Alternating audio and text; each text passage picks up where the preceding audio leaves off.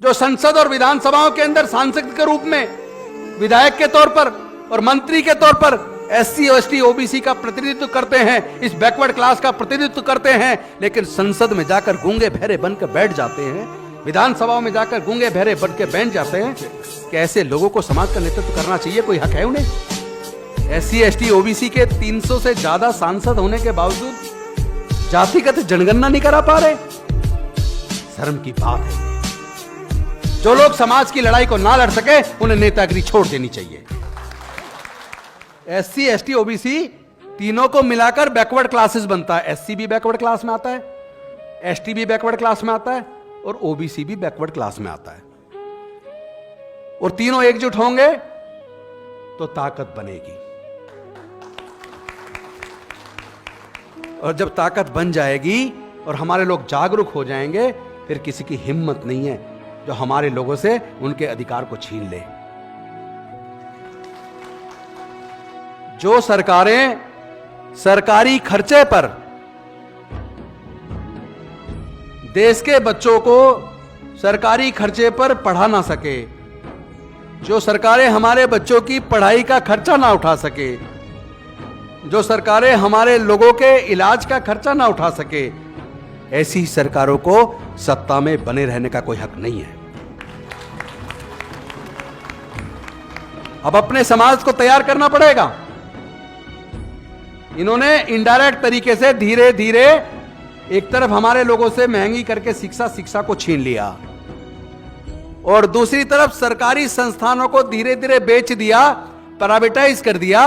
और जो भी सरकारी संस्थान बिक गया, चाहे वो बैंक को हो, चाहे वो पेट्रोलियम कंपनियां हो, चाहे वो गैस कंपनियां हो, चाहे वो एयर इंडिया हो, चाहे वो रेलवेज हो, जो चीज बिक जाएगी वहां एससी एसटी ओबीसी का रिजर्वेशन खत्म हो जाएगा। और वो इन्होंने कर दिया।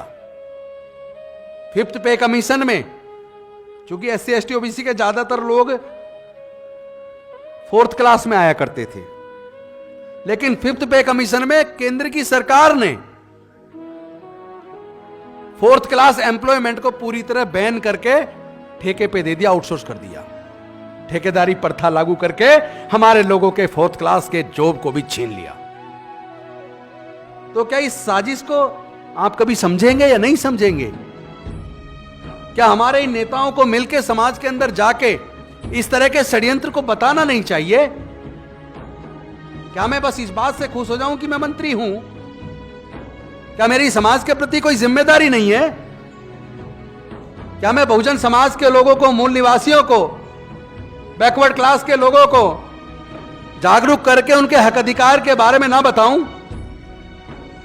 क्या उनके हक अधिकार की लड़ाई को हम सारे नेताओं को मिलकर नहीं लड़ना चाहिए? जो लोग समाज की लड़ाई को ना लड़ सके उन्हें नेतागिरी छोड़ देनी चाहिए।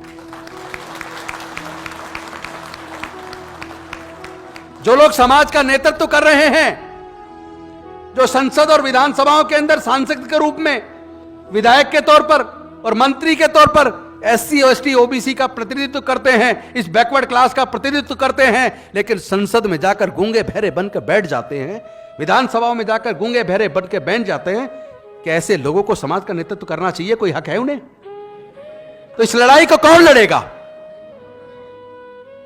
इस लड़ाई को लड़ने के लिए आप तैयार हो जाओ।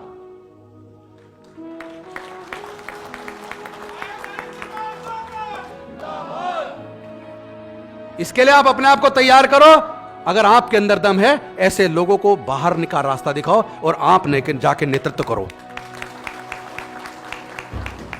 एससी एसटी ओबीसी के 300 से ज्यादा सांसद होने के बावजूद जातिगत जनगणना नहीं करा पा रहे।